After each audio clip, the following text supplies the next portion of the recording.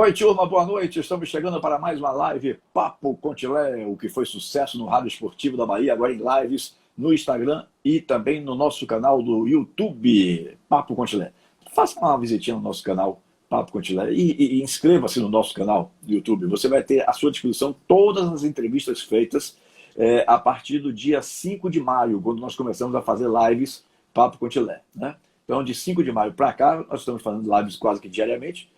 Todas elas estão aportadas no nosso canal Papo Contilé. É o bate-papo mais franco com personalidades do esporte, da música e do entretenimento no país. Bom, hoje eu vou conversar com essa grande figura, esse grande companheiro, um extraordinário jornalista e radialista chamado Roberto Monteiro. Vocês aqui de Salvador tiveram a oportunidade de conhecer Roberto Monteiro porque ele veio para o Rádio da Bahia em 2003, né?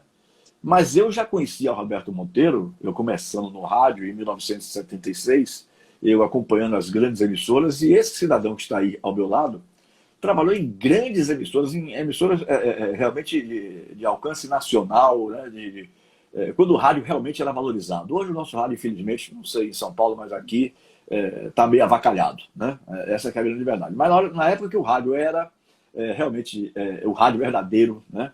O rádio raiz, como o pessoal gosta de falar, Roberto Monteiro circulava pelas emissoras Jovem Pan, pela Rádio Bandeirantes, pela Rádio Record, circulava só por emissoras top, né? No Rádio Paulista. Roberto, boa noite, meu querido. É um prazer enorme tê-lo aqui comigo. Você sabe do carinho, da admiração que eu tenho por você, o respeito é muito grande. Esse homem aí fez 7 Copas do Mundo. E não foi 7 Copas do Mundo atrás de uma televisão, não. Indo para as Copas do Mundo, né? E ele vai contar essa história bonita que ele tem aqui. E agora o que ele está fazendo, me parece que ele está agora voltando a uma emissora de rádio de Marília, em São Paulo, né? Então, com muito prazer, com muita alegria, eu trago esse companheiro que é uma referência no jornalismo esportivo do Brasil. Boa noite, Roberto Monteiro. Boa noite, Tila. Muito obrigado pelas referências. Você é sempre muito gentil, uma pessoa muito agradável, um grande companheiro acima de tudo. Eu quero dizer que, desde que eu cheguei em Salvador, em 2003, você foi um dos que mais me recebeu com carinho, com respeito nessa cidade, onde eu fiquei quase 16 anos. Tenho um carinho muito grande por Salvador. Sinto muita falta de Salvador, dos amigos, do trabalho, da Fonte Nova, do Barradão, enfim, das emissoras todas que eu pude trabalhar por aí. A experiência foi muito grande. Você falou no início da experiência que eu tive. Eu estou voltando para Marília e ver como a vida é. Eu estou voltando a Marília depois de 43 anos. No comecinho de 77, eu trabalhava na Rádio Dirceu de Marília e o Osmar Santos ia fazer um jogo do Corinthians em Marília com o Orlando Duarte, pela Rádio Jovem Pan. Ele não me conhecia, me apresentei e falei, olha, eu precisava trabalhar em São Paulo. Ele falou, não te conheço, mas você pode chegar lá que eu vou ver alguma coisa para você. 2 dias depois eu estava na redação da Jovem Pan falando com ele. Mas você já chegou aqui? Eu falei, já cheguei. Opa, caiu, me perdoe que caiu aqui. Eu falei assim, eu falei, Osmar, você falou que eu preciso trabalhar, você falou que poderia vir para mim, me arruma um trabalho aí. Bom, começou minha vida na Jovem Pan em 77. E a vida foi tão carinhosa, Deus foi tão poderoso na minha vida, que eu cheguei na Jovem Pan em 77 e não tinha vaga no esporte da rádio. Aí o Osmar falou, eu não tenho vaga, mas vou te apresentar para o jornalismo. Aí só tinha vaga de rádio escuta no jornalismo. Que naquela época tinha rádio escuta, não tinha internet. Tinha aqueles rádios enormes, aqueles gravadores, você gravava o jornal da Guaíba, da Globo, da Nacional e transcrevia no papel, na máquina de escrever e levava na redação.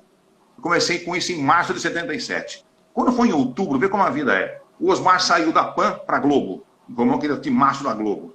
Aí o Milton Neves, que era o plantão da rádio, fazia plantão exatamente onde eu trabalhava na Rádio Escuta, no aquário que tem na central da Rádio Jovem Pan.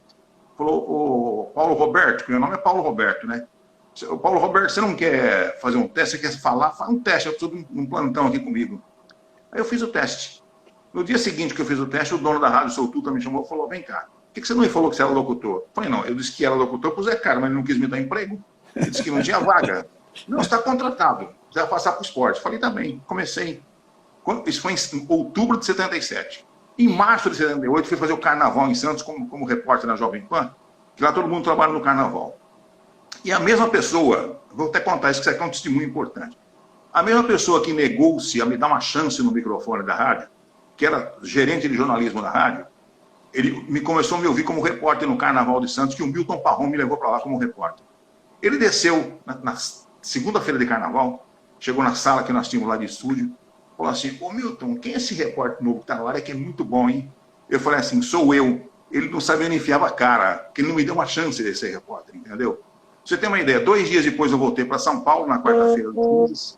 Fui chamado pelo meu diretor de esportes, o Sérgio Barbalho, que trabalhou comigo na Bandeirantes depois, e falou o seguinte: o Faustão está saindo para a Rádio Globo.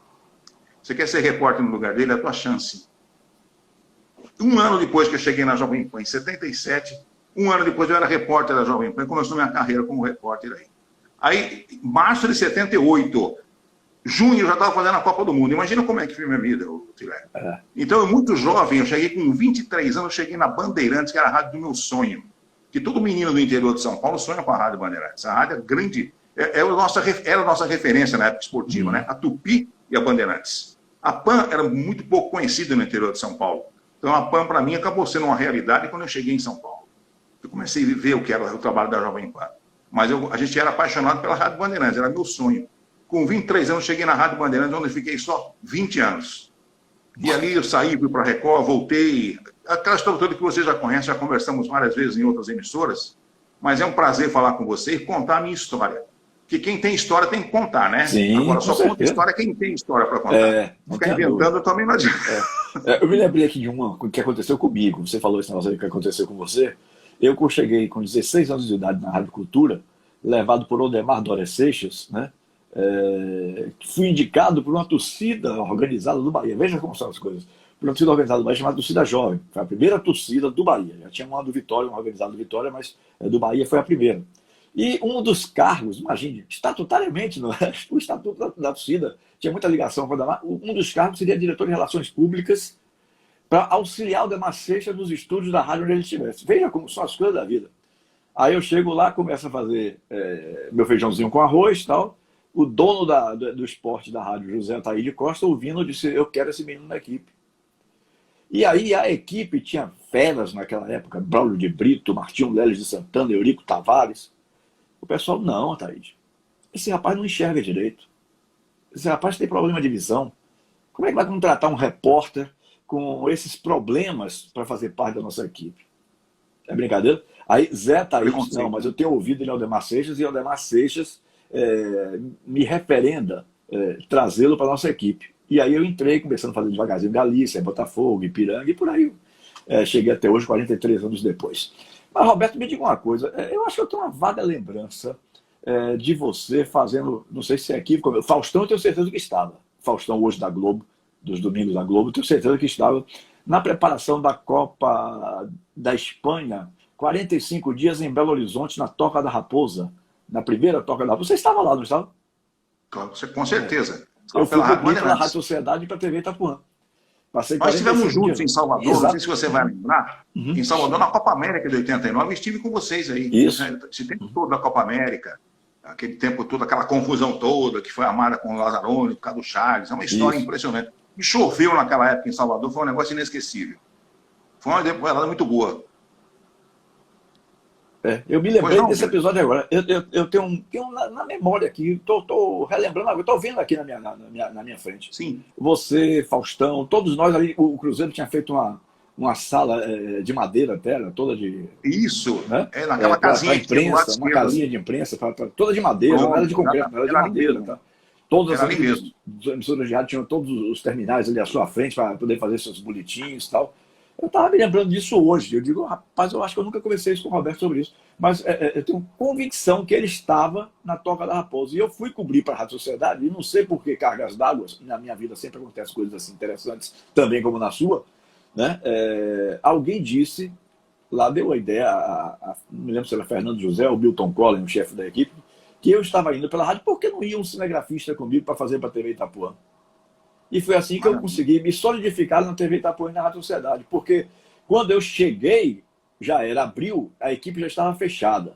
E eu detestava, tinha medo horrível, pavor de viajar de avião. Então eu fiquei feliz da vida que eu não ia para a Copa do Mundo, porque era muito longe. Né? Isso, inclusive, me deu um afilhado de presente. Porque Adelson Telles foi no meu lugar, ficou tão grato que o filho dele nasceu e eu batizei. Você vê como são as coisas, né? Hoje, um querido afilhado. Rapaz, tem história desse rádio. Nós do rádio temos muitas histórias. Sim, então a sua primeira Copa do Mundo foi a Copa da Argentina. Da Argentina, em 78. Aquela Copa que nós terminamos de uma maneira medíocre, né? A coisa medíocre daquela Copa do Mundo, além da convocação do Coutinho, foi uma coisa medíocre. Ele deixou jogadores como Falcão no Brasil, por exemplo. sabe? É um negócio impressionante. Foi aquela declaração dele ao final do jogo: somos campeões morais. Isso foi a coisa mais ridícula que eu já vi na minha vida. E aquela Copa do Mundo... Pior que se pegou. Mas aquela Muita Copa, gente usa hoje esse termo. Não, somos campeões morais. Nós tivemos algumas Copas do Mundo, a gente pode estar falando, mas vamos dizer, esse cara está inventando. Mas veja só, essa Copa do Mundo claramente foi feita para a Argentina ganhar. Que o campeão daquela Copa, pelo futebol apresentado, era a Holanda. Uhum. Não tenho dúvida que era. O carrossel, né? O Brasil era para chegar na final daquela Copa do Mundo. Como não chegou, nós esperamos justamente na Holanda. O nosso jogo com a Holanda tinha que ser na final da Copa do Mundo. Nós pagamos a Holanda antes. E aí acabou aquela confusão toda, né? Aliás, estou confundindo com 74, desculpe. Nós pegamos a Polônia naquele jogo, que nós fomos disputar o terceiro lugar. Primeiro, o que aconteceu primeiro, parece que foi um jogo facilitado para a seleção da Argentina ganhar. Eu me lembro. No mesmo dia, né? Porque hoje na Copa do Mundo, quando há uma fase decisiva, eles fazem os jogos no mesmo horário. Isso. Aquele dia não, aquele dia a Argentina jogou à tarde o Brasil jogou à tarde com a Polônia, não foi? Não me lembro do adversário. Só me lembro que o Brasil jogou à tarde, a Argentina jogou à noite e enfiou 6-0, se não me engano. A Argentina precisava ganhar o jogo de 4 e ganhou de 6. Aí disse que o Rubinhos facilitou, que era o goleiro, o Rubinhos, que era goleiro da Argentina, que era naturalizado, que ele era argentino de nascimento, peruano. Toda aquela confusão. O fato é que a Argentina chegou empurrada que foi, que o time da Argentina era bom, mas não era para ser campeão do mundo, como foi depois com o Maradona, que era outra história. Essa é uma outra história de Copa do Mundo. É verdade. Mas agora nós tivemos uma Copa também das que eu vi, e essa aí eu posso dizer a você, quando a Alemanha foi eliminada da Copa dos Estados Unidos em 94, a Alemanha foi eliminada, lembra daquele jogo complicado que eles tiveram? Acho que foi até contra Camarões que eles saíram, né? Foi contra Camarões. Eu ouvi de um tão dirigente da federação, não vou dizer o nome dele aqui, ele já faleceu. Eu estava com um colega da uma pessoa tomando café da manhã em Los Angeles, ele entrou e falou assim: olha, o Brasil é campeão do mundo. Como assim? A Alemanha saiu, era o time preferido do Blatter, e agora o Avelange quer que o time do Brasil seja campeão do mundo. E aí foi levando. A gente passou pela Suécia daquele jeito, naquele estádio coberto lá em Dallas, que expulsaram o capitão da Suécia, do nada expulsaram ele. Fomos empurrando. E foi a pior final de Copa do Mundo da história. Isso nunca vai ficar igual. Que você fazer uma final de Copa do Mundo num país em que o futebol não era atrativo, e você precisava tornar o futebol atrativo, onde o beisebol, o basquete são coisas importantes, você fazer uma final de 120 minutos, de 0-0, como foi Brasil e Itália naquela oportunidade, foi uma coisa para acabar com o futebol. E aquela final, tem uma coisa que eu sempre destaquei, inclusive uma vez eu fui até divertido por alguns colegas na Sport TV, porque eu falei isso. Naquela final, Tilé, a Copa de 94, eles fizeram para o João Mário jogar. A seleção jogou em função do Romário. Tudo era em função do Romário. O Romário era o centro das atenções, inclusive da imprensa, até de maneira exagerada. Só que na final, contra a Itália, o Romário não pegou na bola 120 minutos. É mentira o que eu estou falando? O Franco Baresi, com 34 anos, uma perna só, que tinha operado o joelho 3 dias antes, feito uma artroscopia, não deixou ele jogar. É mentira o que eu estou falando? E nós damos nos pênaltis. Verdade. Então, se não fosse aquele Baggio jogar aquela bola onde ele jogou e o Ratafari estar na tarde que estava, talvez nós estivéssemos chorando mais uma Copa do Mundo perdida, entendeu? Como choramos contra o francês no México. Sabe, tem muita história em Copa do Mundo, e eu, felizmente, e você fez parte dessa geração também, nós somos de uma geração em que não tinha tanta televisão, não tinha internet, não tinha celular, você era obrigado a viajar com o clube ou com a seleção para acompanhar quando ela estivesse. Então eu tive a chance de viajar por 40 países, alguns deles várias vezes. Eu tive a oportunidade, aí por questão de determinação minha, de conhecimento, eu falo 4 idiomas além do português. Eu aprendi a falar outros idiomas porque eu precisava, pelas necessidades de viagens que a gente tem. Mas chega numa hora da sua vida, Tilé, que a gente vai envelhecendo e ninguém dá valor a isso, sabe? Infelizmente, ninguém dá valor a isso. Você acaba sendo apenas uma figura decorativa. É uma pena, mas a minha parte eu fiz. Uma vez eu falei com um menino de Salvador, inclusive ele é seu afilhado, viu? Eu não vou falar o nome dele, que sabe quem é. Ele trabalhava comigo na Rádio CBN, ele era estagiário ainda. Depois ele cresceu, está aí muito bem hoje. E ele chegou na redação, a gente estava conversando alguma coisa, e ele falou assim, o Monteiro se acha? Eu falei, não, filho, eu não me acho não, eu sou. Se você fizer 10% do que eu fiz na minha vida no rádio, você pode estar feliz. Porque eu sou um cara privilegiado. Você falou do meu currículo aí. Veja quantos campos de futebol eu entrei na minha vida. Quantos aviões eu peguei na minha vida. Quantas cidades eu conheci nesse mundo, entendeu? Então eu me considero um cara muito feliz mesmo. Muito feliz. E eu acho que além a minha disso, história você deve se considerar um cara realizado, né? profissionalmente. Eu acho que seria a palavra... A felicidade é uma coisa mais sua, assim, pessoal, tal.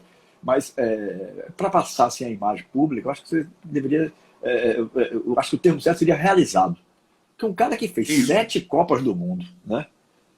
E como eu estava dizendo antes, essas Copas do Mundo, presente, ele, Roberto Monteiro, presente no palco do espetáculo, ou seja, no país do espetáculo. Porque o rádio levou um tempo aí, que começou a fazer tudo em tubo, né? E aí o rádio realmente hoje vive momentos de dificuldade. Mas na nossa época, e na sua em especial, que você era do rádio forte do país, eu diria que eu era do rádio forte da Bahia, né? De equipes baianas. Mas você trabalhando em São Paulo, tem trabalhado pela Rádio Record, pela Rádio Jovem Pan, pela Rádio Bandeirantes, né? Meu amigo, fez uma carreira belíssima. E eu acho que você tem toda a razão quando você diz que, infelizmente, e por isso que eu me preparo para isso, viu, Roberto? Para esse momento. Infelizmente, você vai chegando 60, 62, 65 anos, você não vale mais para porra nenhuma, desculpa o termo, viu, amigo? Mas esses caras não valorizam de jeito nenhum. De jeito nenhum. Você disse bem, nós viramos peças de museu. Né? Assim, pelo menos, nem que seja um museu familiar, pelo menos isso. Então os caras olham para sua cara e não tem respeito. Eu digo a você, com todo o respeito que eu tenho, digo a você, máximo respeito por Roberto Monteiro. Pela figura que eu vi expoente na imprensa esportiva brasileira. Né? E que eu tive a oportunidade de ver, como eu citei, ver você trabalhando, e para meu prazer, do meu lado, eu estava também nessa mesma condição, a CBF botava um ônibus que levava todos os cronistas para os hotéis, né? Saía da Toca da Raposa para os hotéis. Aquele cidadão que foi presidente do Flamengo, repórter, Kleber Leite, ele gostava de brincar no ônibus, baixava as calças, botava a bunda no vidro do ônibus para o povo se assustar. Aquelas figuras do Rio de Janeiro lá. Então, nós vivemos a época boa do rádio, rapaz. A época de ouro do rádio. Você muito mais do que eu pelas emissoras que você trabalhou, a potência, a força das emissoras que você trabalhou. Mas sim, esse jogo Argentina e Peru, então, disseram que foi um jogo encomendado, né? Voltando um pouquinho para 78, para a gente depois seguir. Claramente foi, viu? Foi encomendado. Sabe por que eu lembro desse jogo bem, Roberto? Porque eu estava no mesmo dia, na hora que a Argentina estava jogando, eu estava no Pacaembu, Palmeiras e Vitória 0-0. Pacaembu quase que vazio. Era um jogo do Campeonato Brasileiro. Teve um jogo no Pacaembu esse dia mesmo. Eu não sei se o jogo era brasileiro, se era Taça Roberto Gomes, eu não sei, a denominação que era. Não. Mas eu acho que já era Campeonato Brasileiro, porque o Campeonato Brasileiro é de 72. Era mais de 78, era brasileiro, né? Então já era brasileiro. Palmeiras 0, Vitória 0. Vitória tinha um atacante chamado Coquinho. Absurdo pra caramba. Eu tinha chance de fazer gol, jogava tudo que era bola pra fora, na trave, só não acertava o gol. Eu era um cara gente boa, rapaz. Sabe que uma figura humana maravilhosa era esse Coquinho. Então, eu lembro bem disso, porque associei aqui, eu estava fazendo, salvo engano, para a Rádio Sociedade, salvo engano, na época ainda de Marco Aurélio Alves de Magalhães. Sim, mas então aquele jogo da Argentina 6-0 nos tirou da final. E aí veio a famosa frase que você disse aí de Cláudio Coutinho, somos campeões morais, né? Que coisa, né? Isso é ridículo, isso é uma coisa ridícula, rapaz. O que significa ser campeão moral de alguma coisa? Me fala a verdade. Ele pensou, demais essa. Não, mas foi. Ele tinha que ter vergonha de colocar o Edinho de lateral esquerdo, por exemplo, deixar o Júnior fora da Copa do Mundo, de não levar o Falcão para uma Copa do Mundo como aquela, com a qualidade que o Falcão já tinha. Assim como o Menotti confessou um dia que ele deveria ter colocado o Maradona naquela Copa do Mundo, mesmo jovem como era, o Coutinho tinha que ter reconhecido antes de morrer, infelizmente morreu muito jovem, naquela situação que ele faleceu, aquele acidente no fundo do mar, mas o fato é que ele deveria reconhecer que ele errou. Ele fez muita coisa errada. Agora, pior do que o Coutinho, foi na Copa dos 90, né? Que o Lazzaroni foi tirado do fundo do baú, não sei de quem, e fez tanta bobagem naquela Copa do Mundo, mas tanta bobagem naquela Copa do Mundo... Ele já fazia bobagem desde a Copa América, na verdade, 89. Né? Não, você lembra que foi festa naquela Copa América? Pois é. Ali foi invenção do Eurico Miranda, né?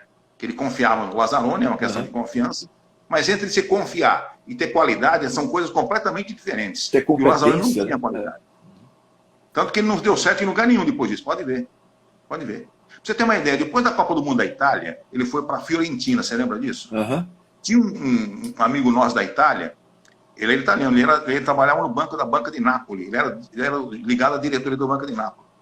ele disse o seguinte, duas coisas que eu nunca esqueci na Copa. Ele falou assim, Maradona não joga mais no Napoli depois do que fez na Copa do Mundo, quando ele desprezou a Itália, você lembra disso? Desprezou, fez gestos, etc. E a Fiorentina vai à Série B com o Lazzaroni. Com esse técnico vai para a Série B. Ele acertou na moça. O Lazzaroni chegou na Fiorentina, levou o time para a Série B italiana em um ano. Você lembra disso? O Coutinho ainda tinha mais preparo, o Cláudio Coutinho, né? Um cara que, sim, que falava bem. Não tem a dúvida que ele era. Eu acho que os clubes inventavam muito teóricos, né? Muito teóricos. Isso. Tinha muita teoria e pouca prática. Exatamente. Né? Por exemplo, em 82... Dos técnicos de Copa do Mundo que eu acompanhei, eu acho que o que o mais prático que eu vi, dos que eu vi, foi o Tele Santana. Tele era fantástico. Ele sabia dar um treino, sabia orientar um jogador, sabia armar a jogada. Não tinha aquela coisa teórica toda. Ele sabia porque ele sabia fazer. Ele sabia bater uma bola no gol, sabia ensinar como é que chutava. Entendeu? Era um cara que gostava de coisa séria. E você se lembra daquela salinha que você falou da Toca da Raposa? Quem entrasse fumando não participava do coletivo com ele. Você lembra disso? Não, fumando aqui, ninguém vai fazer pergunta nenhuma para mim, porque eu não aceito que fume perto de mim. Eu achava fantástico isso no Tele. Foi um dos grandes profissionais que eu conheci no futebol. Tinha muita personalidade, muita personalidade. Muito. Né? Não aceitava esse negócio de, como diz a juventude, não aceitava a regra de ninguém. Não. Ele tinha personalidade. Ele tinha personalidade. E foi, na sua opinião, para ouvir a sua opinião no caso, foi, na sua opinião, a melhor seleção brasileira de todos os tempos, a de 82, de Tele Santana, que perdeu a Copa do Mundo na final? Tila, é incrível a gente falar isso, né? E você vê nesse período de pandemia, a gente teve a oportunidade, os mais velhos como nós, de rever as seleções antigas, os jogos da Copa de 70, por exemplo. A Copa de 70 tem uma seleção fantástica, né? Só tinha 6 jogadores fora de série naquela seleção. Então ela é considerada até hoje a melhor seleção da história do Brasil, mesmo com as de 58 e 62 sendo brilhantes, por causa daquela seleção de craques que teve. Mas, sem dúvida, a seleção de 82 foi a grande maldade, entre aspas, que aconteceu no futebol, foi aquela seleção não chegar à final da Copa do Mundo e não ganhar aquela. E não ganhou por quê? Por causa do Tele Santana, por causa da filosofia do Tele, da convicção que ele tinha do futebol ofensivo. Ele não aceitava ninguém jogando marcando, você lembra disso? Ele não aceitou que nós jogássemos empatando com a Itália 2 vezes e jogando pelo empate, que o time recuasse. Então, dentro da filosofia dele, com a falha do Júnior no 3º gol, porque ele tira um impedimento e fica reclamando de impedimento, são coisas que estão na história para contar. Aquela foi uma tristeza muito grande que nós tivemos em termos de seleção. E eu me lembro do Alfredo Di Stefano, argentino, grande Alfredo Di Stefano, era comentarista da TV Globo na época, naquela mesa redonda. Ele dizia que o Brasil, ele falava assim, Brasil, que coisa mais linda. Que aquela seleção foi uma coisa mágica, né? Tanto que você se lembra da escalação daquela seleção até hoje, e não lembra de 94, quando o Brasil ganhou nos Estados Unidos. Verdade. Aquela seleção foi horrível. É capaz de você lembrar de 70, que técnico. jogava muita bola, né? Capaz de se lembrar de 70, mas não vai lembrar de 94, que é muito mais próximo. Não tenha dúvida. A de 70 está marcada na história, mas de 82 foi... Você vê que não tínhamos tantos craques fora de série como tinha em 70, mas tinham jogadores de alta qualidade e o entrosamento daquela seleção era uma coisa fantástica. O esquema que o Tele armou, sabe? Enfim, talvez o Careca tenha feito muita falta naquela seleção, né? O Careca não podia sair da seleção naquele momento. E o homem leva o Serginho e o Roberto Dinamite. Era melhor colocar o Dinamite do que o Serginho. Porque ele mudou o Serginho de bandido para freira e o Serginho não rendeu na Copa do Mundo como deveria render. Essa é a questão.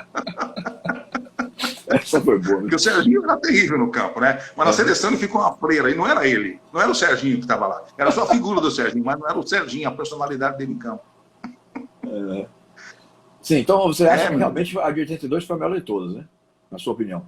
Das que eu vi, com certeza, não tenha dúvida. Eu me lembro com 13 anos eu vi a Copa de 70. Eu vi até outro dia na televisão aquela final da Copa. Foi linda aquela final, né? Nós temos cada jogo na Copa de 70. Olha, Brasil e Uruguai, aquele jogo que nós estamos perdendo de 1-0, fala do Clodoaldo. Brasil e Inglaterra, aquela defesa do Banks que está na história da Copa do Mundo. Verdade. O gol de cabeça que o Pelé fez, sabe? Olha, a tentativa de cabeça que ele fez, o Jairzinho fez aquele gol na Bacia das Almas, como se diz no interior de São Paulo. Foi um negócio fantástico aquela Copa do Mundo. Eu tinha 13 anos, rapaz. Gostava, era uma coisa... Sabe, foi a primeira Copa que eu vi, a televisão preto e branco ainda, no bar do meu tio em Dois Córregos, sabe? Era uma coisa mágica para mim. Eu nem imaginava chegar no rádio um dia. E 1 ano e meio depois eu estava no rádio já. Você vê como é que são as coisas, né? A vida é muito dinâmica, né? Sim, agora eu queria uma outra opinião sua. Porque nós que somos daquela geração, quem viu Pelé jogar como nós vimos, Eu acho que é um absurdo se querer dizer que Maradona jogou mais do que Pelé e que Messi joga mais do que Pelé. Qual é a sua opinião, Roberto?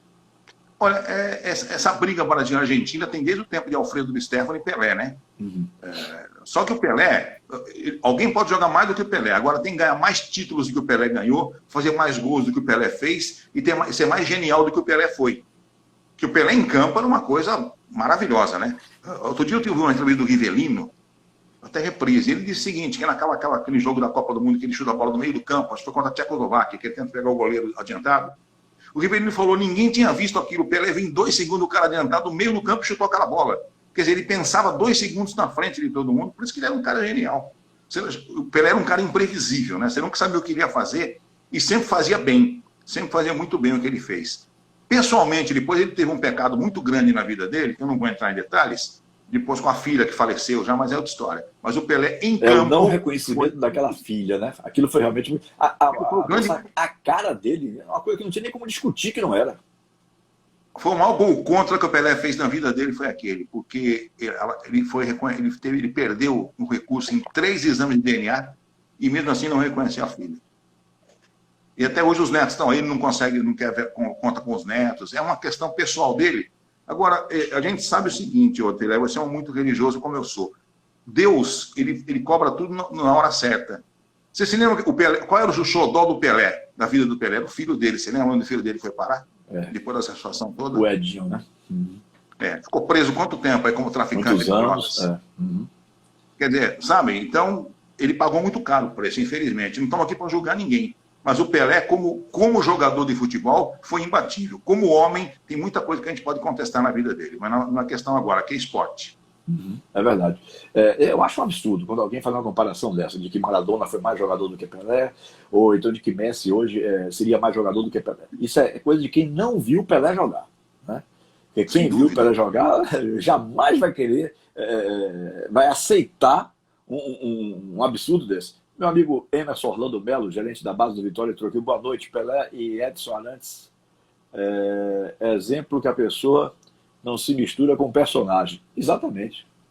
Exatamente, meu querido Emerson. Né? Exatamente isso aí. Incrível. Sim, eu estava falando mesmo sobre...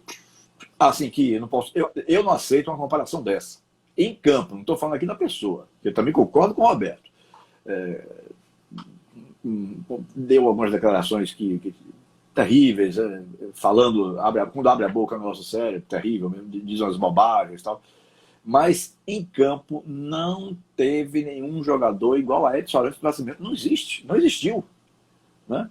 E querer se comparar Maradona, depois querer se comparar Messi. Hoje a briga já é outra, né? Hoje é Messi ou Cristiano Ronaldo. Para você, quem é o melhor dos dois? Olha, me agrada mais o futebol do Cristiano Ronaldo. Eu gosto mais do estilo dele. Eu concordo com você. Acho que é um jogador... Até porque é o seguinte, ele sempre jogou em equipes de menor qualidade técnica que o Barcelona, o Messi jogou a vida toda, e sempre foi brilhante. E joga numa seleção em que é ele e mais 10. E ele resolve. Você entendeu? Não é uma Argentina. O que o Messi fez na seleção argentina até hoje? Nada. Com todo isso, nada. Não ganhou nada. Absolutamente nada. E vai terminar a vida dele, infelizmente, sem ganhar nada pela seleção argentina. É igual o Zico. O Zico passou pelo futebol. Não foi campeão do mundo pela seleção brasileira. Como deveria ser em 82.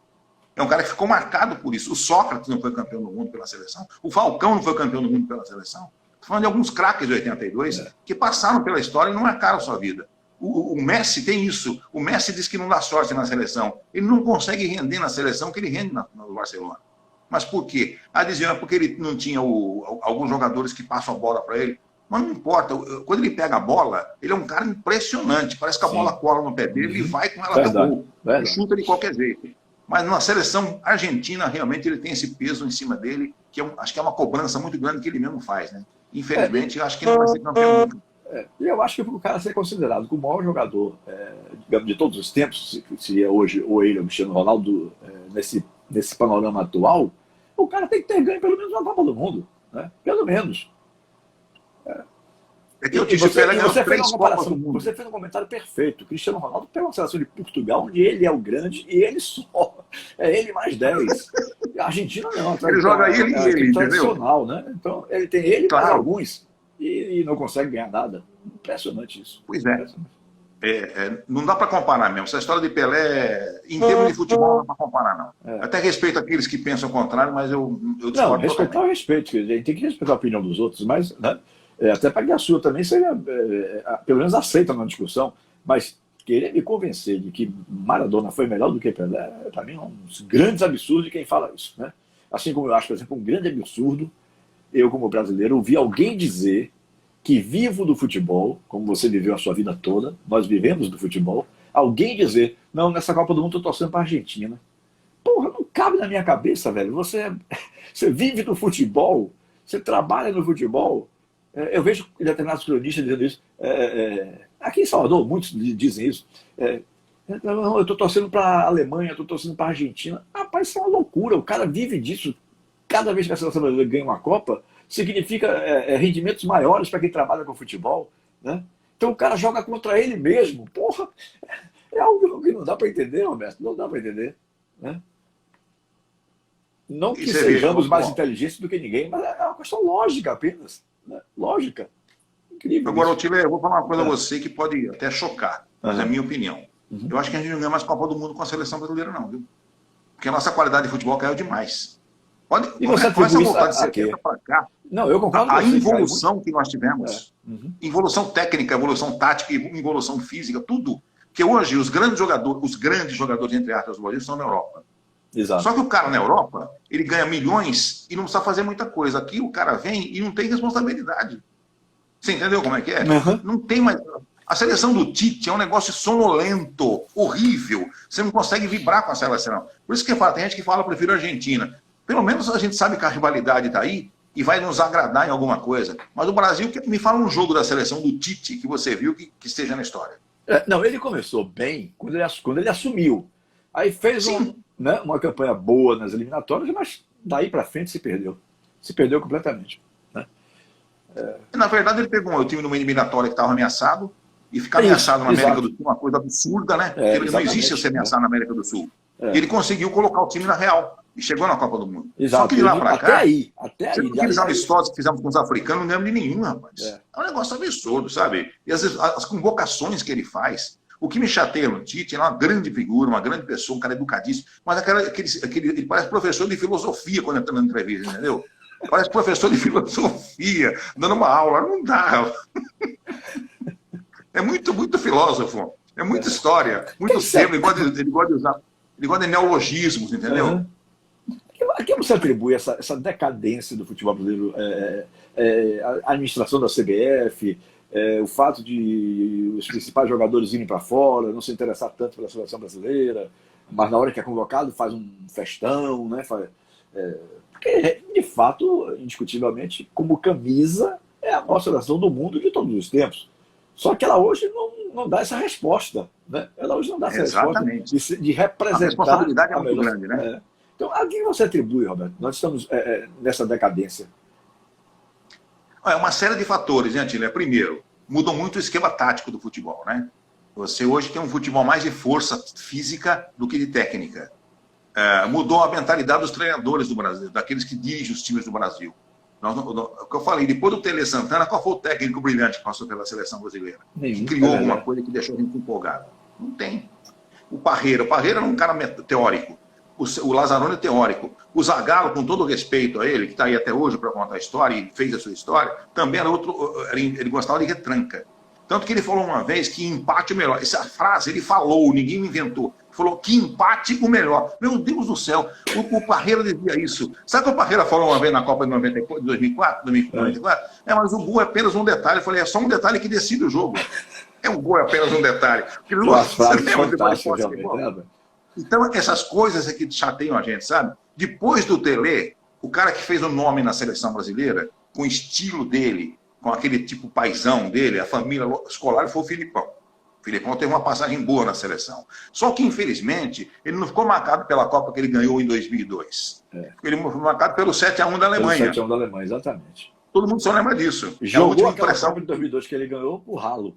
Esse 7-1. Jogou por exatamente. Ralo. Ninguém fala mais. Tudo que ele fez naquela seleção... vou contar uma história a você. O Filipão, eu tinha muita amizade com ele em São Paulo, e um dia ele me telefonou, eu morava em São Paulo ainda, ele falou, Roberto, eu estou recebendo muita pressão da imprensa do Rio, principalmente, para convocar o Romário. Falei, ô Filipão, faz o seguinte, faz igual o Tele fazia convocando quando o Tele convocava a seleção, ele dizia o seguinte, olha, os 11 que vão jogar são fulano, ciclano, beltrano, pá. E os outros são apenas opções. E eu não falo sobre o jogador não convocado. Pronto. Porque senão você tem que falar, por que você não levou o Zé das Couves do Rio Negro de Manaus? Você concorda ou não? Você não levou o João, João Cunha do Internacional de Porto Alegre? Aí você fica só o tempo todo discutindo isso.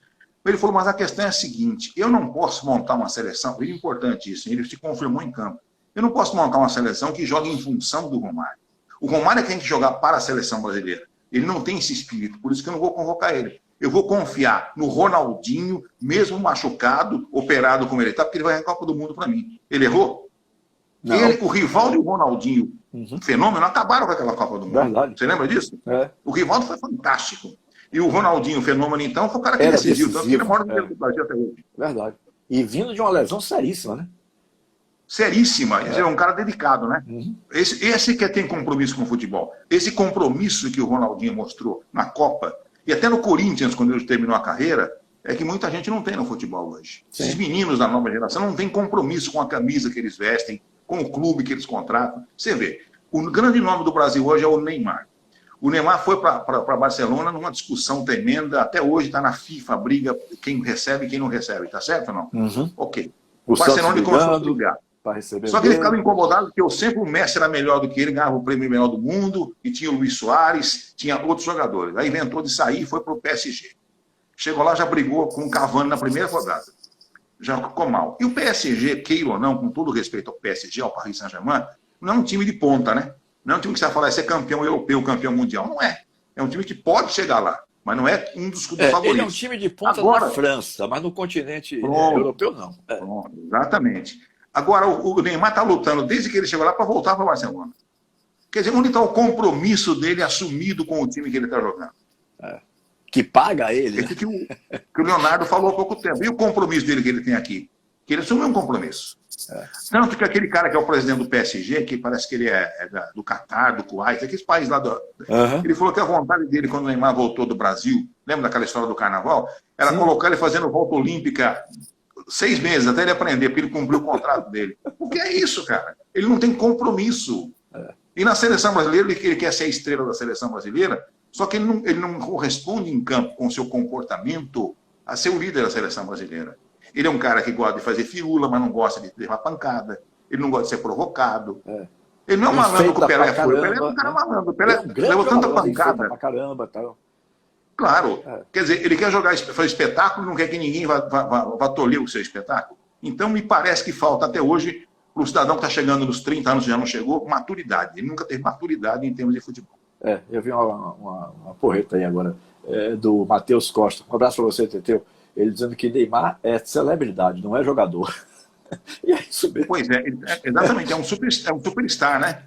O Neymar é daquela geração, hoje, que a gente não via no nosso tempo, do cara ter o cabelo mais bonito, a chuteira mais colorida, o brinco mais brilhante, a corrente mais grossa, sabe? São detalhes que não acrescentam nada no futebol. Verdade. Não acrescentam nada no futebol. Você vê, a regra do futebol diz que, tá lá, acho que é regra 2 ou 3, fala do uniforme de jogo. Fala de camisa, calção, meia e calçado. Qual o time de futebol hoje que usa o calçado todo igual? Cada jogador tem a sua preferência de marca. Pronto. Então já mudou, já deturpou a regra do futebol aí. E ninguém toma providência. Que cada um tem o seu contrato com a fabricante do tênis, ou da chuteira, e quer faturar em cima disso. E torna a chuteira mais importante do que o jogo que ele está fazendo em campo, entendeu? Eu sou às vezes eu sou muito ranzinza nessas coisas. Não é questão de ser velho, não. Eu sempre fui assim. Porque eu sempre fui muito sério no meu trabalho, sabe, Tilé? Sempre vi as coisas com muita seriedade. E quando você não vê seriedade daqueles que estão fazendo o seu trabalho e do qual você depende para viver, me chateia. E no futebol acontece isso. Não tem seriedade no futebol hoje, infelizmente. Não tem. Parece que a gente conversou antes da live, sabe? Sem nem ter trocado só boa noite, faltando 15 minutos. Porque é uma coisa que eu digo sempre hoje para os meninos mais novos, essa geração que está chegando de 15, 16 anos, que a gente tem começado a selecionar, a trabalhar, tal, para tentar encaminhar para fazer carreira profissional. Eu sempre digo, não seja jogador de futebol, seja atleta. Atleta tem compromisso, jogador de futebol qualquer um é. Existe uma série, milhares de clubes pequenos aí, então qualquer um é jogador de futebol. O cara joga naquele clube pequenininho ali, tá feliz da vida. Né? Agora, quer o quê? Como outro dia aconteceu, o meu compadre Dico Maradona me contou, eu adoro repetir essa história. Um menino foi fazer teste no Bahia, entrou no campo, vai começar o treinamento, o teste e tal. Aí o menino tira de dentro do calção, da cueca, de dentro do calção de treinamento, tira um celular e uma selfie. Meu filho, para que você está fazendo essa selfie aí? Para mostrar a minha família que eu estava treinando aqui no Bahia. Quer dizer, é demais, né, velho? É demais. Então, ninguém quer aparecer na mídia, ninguém quer aparecer nos holofotes e tal. Mas não tem o compromisso de ser um cara que cumpra horários, né? Um cara que seja exemplo nos treinamentos. Eu repito isso quase que diariamente, Roberto. Não seja jogador. Eu detesto trabalhar com jogador. Eu gosto de trabalhar com atleta. Com atleta. Exatamente. Entendeu? Porque realmente o termo correto é atleta, né? O cara é atleta acima de tudo. Ele joga futebol, mas ele é um atleta. Sim. E tem que ele tem que saber se comportar como atleta, trabalhar como atleta, ter a vida fora do campo de trabalho. Como atleta. Como atleta. Exato. Porque a carreira é muito curta, né, Tilé? Sim. Você joga o quê? Máximo 15 anos, senão você não joga mais. 15, 17 anos no máximo, você vê aí. O pessoal começa com 17, até 32 ainda consegue render. Depois disso, na maioria das vezes, não são todos, é enrolando dentro de campo, né? Enceba aqui, enceba ali. Então, e o cara tem que entender que ele está ali para fazer carreira, e isso é difícil você colocar na cabeça desse pessoal, que ele está ali para fazer carreira para ele poder sobreviver depois da carreira. Ou seja, ele vai ter 15, 16 anos para tentar viver depois mais 30. Porque a maioria não estuda, não gosta de estudo, detesta ir para uma escola, um colégio e tal. Então o cara tem que ganhar esse dinheiro e guardar, porque como a média de vida do brasileiro hoje é 73 anos, você teria, teoricamente, mais 40 anos para viver. 32, 33, para mais 73. Né? Então, se você, meu amigo, chega com 15, 16 anos, você já acabou o dinheiro todo, você vai sobreviver bem como? Por isso que a maioria acaba na miséria absoluta. Toda hora nós ouvimos um exemplo aí. Toda hora. Fulano morreu largado lá, estava deitado numa cama lá junto de galinhas, não sei o quê. Tinha galinhas, tinha coelho, numa fazendinha qualquer, no cantinho que ele juntou lá na vida e comprou tal, no passado. Tal. São histórias, rapaz, que dão dó. Dão dó. Você já viu tanta gente de qualidade, né? Tanta gente de qualidade jogando futebol, que naquela época a técnica prevalecia sobre a força física de hoje. Hoje é a força física, naquela época era a técnica. Eu costumo dizer, por exemplo, que o time da década de 70 do Bahia seria hoje todo titular no Bahia. E o time titular do Bahia hoje não seria nem reserva daquele time dos anos 70 do Bahia. Para fazer uma comparação local, para o pessoal ter uma noção do que eu quero dizer. Mas é isso mesmo. Né? Então, os caras não se preparam. Né? Os caras não se preparam para isso, para ter um final de carreira e depois uma vida mais tranquila. Não. Noitada, até fumando, né? Usando drogas. É um negócio que realmente na minha cabeça não entra. E eu tento passar essa mensagem. Eu tô achando que eu tô ficando igual assim como você disse que você tá ficando, velho, chato, sabe? Porque eu fico querendo dar esses conselhos, os meninos ficam me olhando assim e tal. Ele tá querendo dizer o que com isso?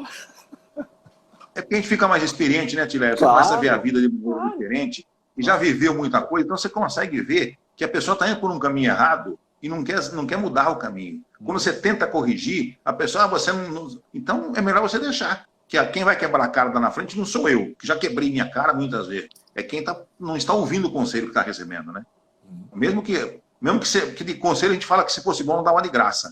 Mas a gente deve dar conselho sim para orientar as pessoas naquilo que é bom, não naquilo que é ruim. Claro. Conselho ruim todo mundo dá. Para conselho bom, você deve ouvir, absorver e seguir. É a minha opinião. Danilo Novaes 7 está dizendo aqui que Herbert do Bahia de Feira, talento e qualidade. Sim, não são todos, meu amigo. Você não pode generalizar. Esse menino Herbert, ele é um jogador extremamente diferenciado. Ele tem 17 anos, não, fez 18 agora, fez 18 anos, com 17 já era profissional no Bahia de Feira, um talento nato e uma cabeça maravilhosa. Isso que é importante. Então, são essas coisas que fazem a diferença realmente, né? Eu não posso dizer que todos são iguais, mas que, na verdade, a maioria relaxa e não leva a coisa muito a sério, né? Não leva a coisa muito a sério. Isso é fato. É fato. Eu vivo isso há 43 anos. Só com assessoria são quase 26, 27 anos de jogadores. Né? Na Antônio a gente chegou a ter 150 jogadores. Eu já saí da Antônio há 6 anos. Então, infelizmente acontece isso. Agora, deixa eu mudar um pouquinho o assunto aqui, porque a hora vai avançando, o papo quando é bom, a hora voa, né? É verdade. Faltam 14 minutos, com 14 minutos ó, o Instagram chega lá e ó... Vamos fazer mais uma hora depois, não tem problema nenhum. Não, sabe por que não? Porque eu acho que ninguém consegue ficar na frente de um celular 2 horas de relógio para assistir alguma entrevista. É verdade. Eu prefiro fazer uma hora bem feita, tá? Claro. Que deixa aquela saudade, pô, esse cara um dia pode voltar da outra entrevista, esse cara tem história demais. Aquele gostinho de quero mais, né? Aí quando você emenda para 2 horas, com todo respeito às pessoas que estão fazendo live aqui em Salvador, que eu acho que é uma coisa de moda, por causa da pandemia, todo mundo está preso em casa. Quando a pandemia terminar, acho que só vão sobrar aqueles que procuram fazer de uma forma com qualidade, né? Mas o cara renovar 1 hora a mais, meu amigo, não existe isso. Ninguém consegue ficar no celular 2 horas de relógio com o celular na mão assistindo a entrevista. Não tem esse, meu amigo. Não tem esse que consiga fazer. O cara fica de saco torrado, levanta, vai tomar uma água, daqui a pouco já largou o celular no meio do caminho, deixou em cima de uma mesa, não vê mais nada, entendeu? Então eu prefiro assim. Então, como a coisa está se adiantando, o que é que você espera do futebol? Vamos nos prender no futebol brasileiro, né? Porque eu não quero nem falar de futebol mundial nesse momento. O que você espera do futebol brasileiro pós-pandemia? Rapaz, é uma pergunta. Qual é a sua expectativa quanto a isso? Muita coisa vai mudar, né, Tilé? Muita coisa vai mudar. Primeiro, eu acho que a maior lição que nós tiramos da pandemia no futebol é que o nosso futebol é um país, é uma ilha da fantasia. Você vê que todos os grandes times do Brasil, todos, sem exceção, tiveram que reduzir salário do jogador. É mentira o que eu estou falando? Verdade. Alguns estão devendo meses. O Corinthians, que é o grande time de São Paulo, deve 3 meses de salário. Deve direito de arena para não sei quanto tempo. Está arriscado a perder jogadores na lei, que você sabe que perde mesmo. Uhum. Eu estou falando de um Corinthians, que tem um faturamento de 600 milhões por ano. Uhum. Imagina os times do interior. São Paulo tem 94 equipes profissionais. 94 entre séries A1, A2, A3 e B. São 94 equipes profissionais. Todas paradas. Então, estou falando pelo estado de São Paulo, pela grandeza de São Paulo, que é o que mais tem time de futebol no Brasil. Então, está mostrando claramente que nós temos maus dirigentes, pessoas sem responsabilidade. Você viu o que está acontecendo com o Cruzeiro de Belo Horizonte? Absurdo, o cara saiu de lá e deixou uma dívida impagável. Um absurdo. O Andrés agora vai deixar o Corinthians, alguém vai pagar essa dívida de 800 milhões, aí ou não vai ter que pagar? Agora o Cruzeiro deu uma sorte do outro mundo, coisa de, assim, inimaginável. Achou, como é o nome dele, rapaz? Pedrinho? Não lembro aqui agora o nome do cara. O dono de um supermercado lá de Belo Horizonte, que resolveu, por ser cruzeirense doente, o cara resolveu, não, eu vou assumir para endireitar, já botou 100 milhões dentro do clube, do bolso dele, da empresa dele, já botou 100 milhões. Perfeito, exatamente. Então isso aí caiu do céu. Tiveram, né? Caiu do céu isso daí. Não vai acontecer isso em todo lugar. Como o Palmeiras tem uma mecenas também que põe dinheiro lá dentro, né? Senão o Palmeiras está enrolado também. Daquele FISA, Palmeiras né? pode ver que dos grandes de São Paulo, o único que não tem problema público financeiro é o Palmeiras. O Palmeiras vai colocar lá 8 milhões todo mês, parado ou não, ela está colocando 8 milhões é dinheiro no futebol, você sabe disso. Por mais salários que se pague. Então, essa é uma preocupação que eu tenho. Nós caímos na realidade e que nós temos contratos altíssimos, sem condição de pagar. Tem jogador no Brasil que ganha 2 milhões, 1 milhão. Técnico de futebol ganha. Você viu o contrato que o Jorge Jesus fez com o Flamengo? Agora ele vai embora. Quinta-feira ele vai falar muito obrigado, vou para Portugal, vou pegar meu avião e vou embora.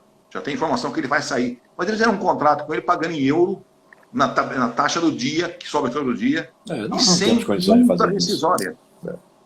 Nós não temos condições. O futebol brasileiro não suporta. É a mesma coisa que eu digo aqui com relação... Eu gosto muito de falar das coisas do nosso futebol local. Né? De dizer que o Bahia pode pagar 400, 500 mil reais a um jogador. Não pode, gente. Não. Isso é utopia. Por isso só vive quebrado. Desde que essa gestão assumiu, essa gestão que eu falo é pós-democracia, desde a primeira, que eu ouço uma história. O Bahia deve 200 milhões de reais. Já passaram 6 ou 7 anos, foi 2013, né? 7 anos. Foi a eleição de Schmidt, foi em setembro de 2013. Exatamente, que eu disputei com ele, inclusive. Isso. Veja só, em setembro de 2013, fizeram uma auditoria, o Bahia deve 250 milhões. Aí vem, sai, entra Marcelo Santana, termina a gestão de Marcelo Santana, Guilherme Militão, a primeira coisa que ele faz no dia seguinte, botando no Twitter: colaborem conosco, o Bahia deve 200 milhões. Quer dizer, não consegue sair disso nunca. E diz que pagou 120, 140 milhões das gestões passadas, de débitos passados, e não consegue sair do lugar. Imagine. Né? Belitani chegou a dizer que o Bahia só tinha 3 meses para se sustentar. Se passasse 3 meses da pandemia, ele não sabe, não imaginava o que podia acontecer. Um clube de mais de 80 anos, ou próximo de 80, né? Centenário daqui a pouco tempo, com o Bahia. Parar 3 meses, está arriscado a morrer, imagine, rapaz.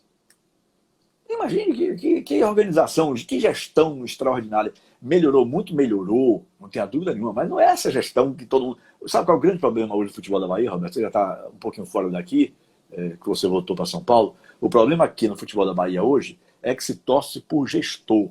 Deixou de se torcer por clube.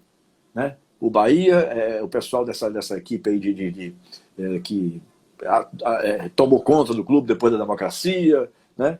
Torce pelos presidentes. Pelo Marcelo Santana, torcem agora pelo Belitani. Quer dizer, e o Bahia? Precisa da Vitória. Torce por quem? Por Paulo Carneiro. Rapaz, nós estamos... Tanto que ele foi apontado como solução para o Vitória quando Exato, ele voltou. Depois de ter feito o que fez no passado, né? Pelo menos é o que se diz aí, eu não posso provar nada, mas no passado se acusou de tanta coisa. E o cara volta como solução. Né? Então, agora, as nossas torcidas têm ídolos de gestores, não tem mais aquele negócio de compromisso com o clube. Torcer pelo clube. Isso. É lamentável isso, lamentável. Eu acho o seguinte, enquanto não houver uma lei no Brasil, como tem na Itália, por exemplo, que o Berlusconi foi até quase preso por causa do Milan lá. Que o presidente tem responsabilidade civil e criminal em cima da dívida do clube, não vai arrumar. Porque, cara, que eu falei, o cara faz a dívida que ele quer, contrata o jogador que ele quer, que ele é torcedor acima de tudo. Ele faz uma seleção e que paga o outro que vem aí depois da eleição. Entendeu como é que é? O Corinthians está assim, o Santos está assim, o São Paulo está assim. Aqui em São Paulo, os 3 vão ter eleição no final do ano. E quem assumir vai pegar uma boa. O Santos está em situação pré-falimentar, se você quer saber. Porque o Santos não tem estrutura para ter as dívidas que tem. Não, o Santos vendo jogadores caríssimos, forma o dinheiro. E esses clubes não quebraram ainda, Roberto? Porque o poder público, os clubes devem tanto de IPTU, o poder público fica com medo de uma briga com uma entidade dessa forte, né? Porque senão já tinha quebrado. Se fosse um país sério, muitos já tinham quebrado. Já tinham quebrado. Não tenha dúvida. Não tenha dúvida. Aí o cara quer me convencer que as gestões aqui são extraordinárias, são fantásticas, são mirabolantes. O que o pessoal usa aqui é uma gestão... Eu vou ver se eu consigo me lembrar. Mas é um negócio que melhorou a gestão, melhorou. Ninguém também está aqui de vendas, né? Fechando os olhos. Né? Mas está longe ainda de ser o que eles mesmos propagam. Está longe ainda de ser. Como é que o Bahia pagou 130 milhões e já continua devendo 200? É difícil. É muito difícil e onde vai arrumar esse dinheiro para pagar, né, Tio? Pois é.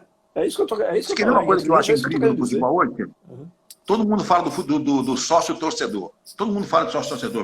Lembra, o Bahia trouxe um dirigente do Internacional de Porto Alegre para sócio-torcedor, uma época aí e tal. O sócio-torcedor é tão engraçado, eu até respeito o torcedor, porque ele é emocional, ele não é racional como nós somos. Ele é emocional. Mas o cara não é torcedor, ele é sócio de resultado. Se o cara é sócio-torcedor do Bahia e perde 2 jogos, ele não paga mais. Não paga mais. Que eu estou falando? Ele não paga mais isso, não. É isso mesmo. É isso mesmo. Como é que você vai contar com dinheiro desse? Que o Bahia perdeu quase 30 mil sócios agora, com essa pandemia. Então, e os sócios é quem estavam garantindo os pagamentos do clube. Claro. Seria a receita principal. Né? Então, é samba de crioulo doido, meu amigo. É samba de crioulo doido. Essa é a grande verdade. Até porque as coisas não são feitas... Neguinho prega muito democracia, prega muito transparência e, no fundo, não tem nenhuma coisa nem outra. Porque Neguinho não quer admitir, às vezes... fulano botou o clube na justiça, aí quer dizer, não, isso foi da administração passada, aí joga a culpa para outro, não quer assumir que... O clube é um só, meu amigo. Quem ficou devendo lá atrás, quem assumir hoje tem que saber que o clube é um só e que vai ter que pagar se chegar alguma queixa na decisão final da justiça. Tem que pagar agora. Foi da gestão tal, não interessa. Não existe o Bahia de Marcelo Santana, não existe o Bahia de Guilherme Belitani, é Esporte Clube Bahia desde 1931. Exatamente. Esporte Clube Vitória desde 1899. Então, mas os caras não veem assim, não. O papo não, isso são dívidas passadas. Aí quando ele sair, entra um outro, aquele que saiu deixou dívidas também para pagar. Mas não tenha nem dúvida, porque é assim que o futebol brasileiro é tocado. Entendeu? O futebol brasileiro é dirigido dessa forma, empurra com a barriga. Empurra com a barriga. Não tem maior absurdo do que aquelas mortes no Ninho do Urubu, daquelas crianças, daqueles jovens, né? E que ainda hoje se arrastam determinados acordos. Isso não podia nem ser discutido, Roberto. Os meninos morreram com 15, 17 anos de idade. Na flor da vida, né? Na flor da vida. E que irresponsabilidade. Olha, não dá mais tempo para ficar discutindo essa coisa aqui, não. A hora eu nem deve, viu? Porque é complicado. Lá num time, eu vou dizer, o Flamengo é o time mais arrogante do futebol mundial. Tem até torcedor chateado com ele por causa da arrogância que eles têm demonstrado nessa briga com a Globo, história de campeonato. Porque para eles parece que campeonato carioca não existe, né? Eles não querem nem saber. Você vê, eles têm o maior técnico do mundo, na opinião deles, o Mister. O Mister fez o quê aqui no Brasil? Foi campeão brasileiro? Foi, parabéns. Campeão sul-americano? Parabéns. Não ganhou o Mundial. E agora ele quer voltar para o Benfica, porque ele tem o sonho de ser campeão europeu. Eu não sei se o Benfica é time para ser campeão europeu. Também tem essa, né? Não está no hall daqueles que podem ser campeões. Mas tem muito dinheiro, tem. Vai garantir a vida deles, sem dúvida alguma. Roberto, irmão, muito obrigado pela sua presença. Estou sendo avisado aqui que o YouTube avisa de 2 minutos para baixo. Que faltam 1h50 para terminar a nossa live. Quero lhe agradecer de coração. Você é uma pessoa que eu tenho um carinho, uma admiração muito grande pelo extraordinário profissional que sempre foi, né? Exemplo para todos aqueles dessa nova geração aí. E que, infelizmente, como eu, daqui a uns anos será esquecido, porque a vida é assim. A vida é assim, né? Então, outros chegam, outros tomam os lugares e pronto. Vida que segue, vida que segue, né? É verdade. Há pouco tempo. Foi um prazer muito grande estar com você, viu, Tilé? Prazer novamente estar com você. Há pouco você, tempo quando tiver mais 1 hora, a gente está à disposição, viu? Ou hoje, ou amanhã, quando você quiser. Tempo brevemente. Eu tenho um amigo que tinha perdido um grande amigo, né? Foi há 15 dias atrás. Perdeu um grande amigo e tal. O menino, coitado, estava quase que depressivo. Só fazia falar do falecido nas redes sociais, retrato para um lado, retrato para o outro. Eu digo, gente, tem que acordar. Meu querido, tem que acordar. Infelizmente, a frase mais... Eu ia dizer um termo aqui que não seria bom dizer, mas a pior frase, eu vou tentar melhorar minha gramática nesse sentido, a pior frase é quando você está enterrando um pai ou uma mãe e o cara diz assim, espero que você tenha força que a vida continua. É a pior frase que você ouvir, mas é a mais verdadeira, porque a vida vai continuar. Sem dúvida. Ao mesmo tempo que a pior você escutar naquela hora é a mais verdadeira. Roberto, obrigado. Viu, é verdade. Boa noite, um abraço a vocês, um abraço a todos. Muito obrigado. Valeu. Obrigado, meu querido companheiro Roberto Monteiro, o homem de 7 Copas do Mundo, com quem eu conversei hoje. Tive o prazer, a alegria de conversar hoje aqui na live Papo Continente.